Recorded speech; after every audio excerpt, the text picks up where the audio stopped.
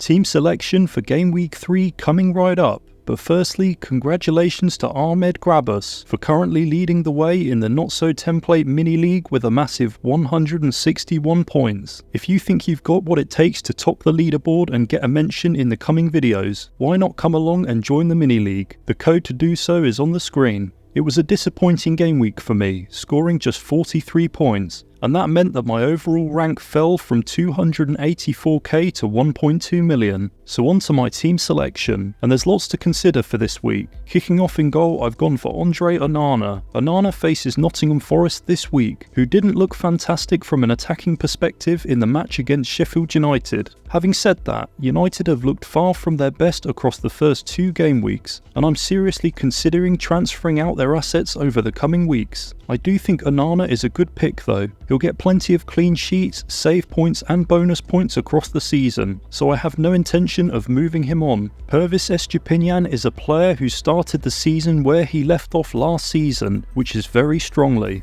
Despite not keeping a clean sheet across his first 2 game weeks, Estupiñán is currently on 18 FPL points after returning a goal and 2 assists. This week's home game against West Ham is the last match Brighton play before their fixtures really take a turn for the worse, so it will be interesting to see what FPL managers decide to do with the Ecuadorian. My first impression is to hold on to him for the long term, purely based on his point ceiling and the fact he's capable of returning against practically any opponent. After a strong performance last week, I was delighted to see Saliba return 8 FPL points after shutting out Crystal Palace's attack. This is the last of 3 nice fixtures for Arsenal before they face United at home the following week. For now at least, I'm comfortable holding on to Saliba. However, if I was one of the millions of managers who owned Gabriel, I'd definitely consider moving him on, as Arteta seems to be favouring a system that only involves playing 1 centre-back. I'd expect a clean sheet this week for Saliba at home to Fulham, but it'd be nice to see him getting on the end of a few more set pieces.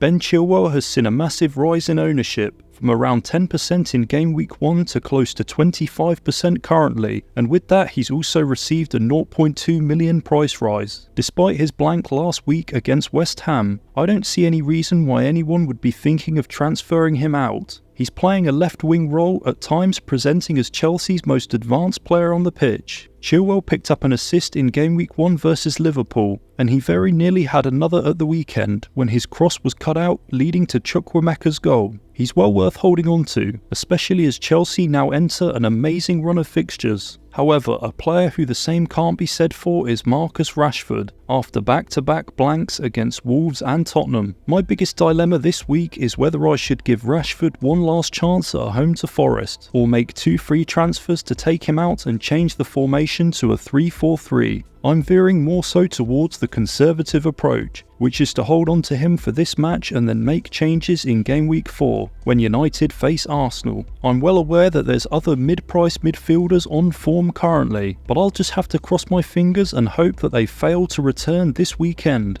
Gabriel Martinelli had one great chance in the first 2 minutes of the match against Palace, but following that moment it all went downhill in terms of goal threat. What made matters worse was Martinelli being sacrificed early for Gabriel following the red card given to Tomiyasu. I view Martinelli very similarly to Rashford, which is that I'm happy to hold on to them for now for their great home fixtures this week, but I'm open to moving both of them on if they continue to underperform. It's also becoming increasingly hard to ignore certain midfielders who have already given some FPL managers an early advantage. It looks like Bruno Fernandes' FPL price will be dropping sooner than Rashford's, which surprises me considering I think he started the season as the much more promising asset. Fernandes put up some great numbers in the match against Tottenham. He took corners, made key passes, missed one big opportunity and arguably should have had a penalty. Although he's playing a deeper role to Rashford, his route to points are numerous, and you just know he'll almost definitely play the full 90. I'll be keeping a close eye on United over the coming weeks. Both Bruno and Rashford could well be on the chopping block.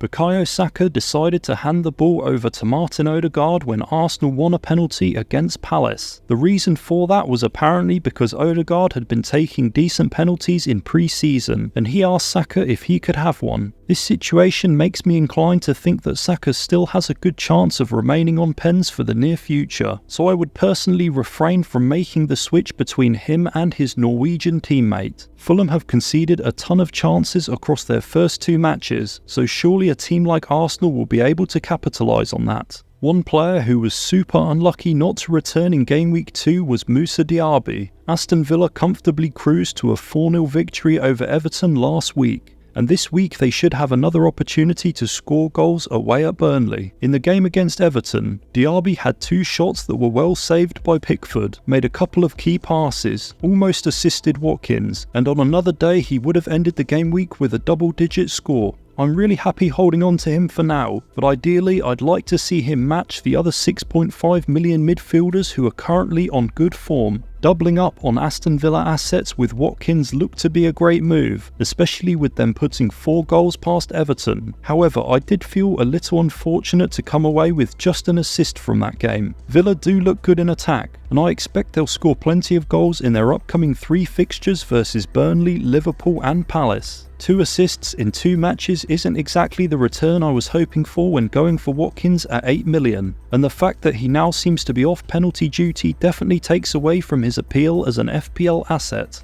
In the battle of Salah versus Haaland captaincy last week, the Egyptian king just about came out on top, scoring 5 points to Haaland's 2. This week I expect the Norwegians' effective ownership to be nearing 200%, as Sheffield United really look to be a team to target this season in FPL. Although there are plenty of candidates for the armband this week, I don't think it's worth taking the risk betting against Haaland this early in the season. I am content with owning just a single City asset for now, but I must admit Phil Foden did perform well against Newcastle last week, so he's firmly on my radar. I'm considering making an interesting move, seeing as I've got 2 free transfers. Instead of burning one, I'm thinking of switching my 4 million bench goalkeeper from Turner to Areola. The reason I'm making this move is because in Game Week 4, Onana is away to Arsenal while Turner faces Chelsea away, whereas Areola has an away game against Luton, so there's definitely a chance to capitalise on points. Making up the rest of the bench is Ethan Pinnock, Bayer and Cauley Woodrow. So there's my Game Week 3 team with no changes to the starting 11. What do you make of it? Let me know down below in the comments. And as always, cheers for watching guys, and good luck for the weekend ahead.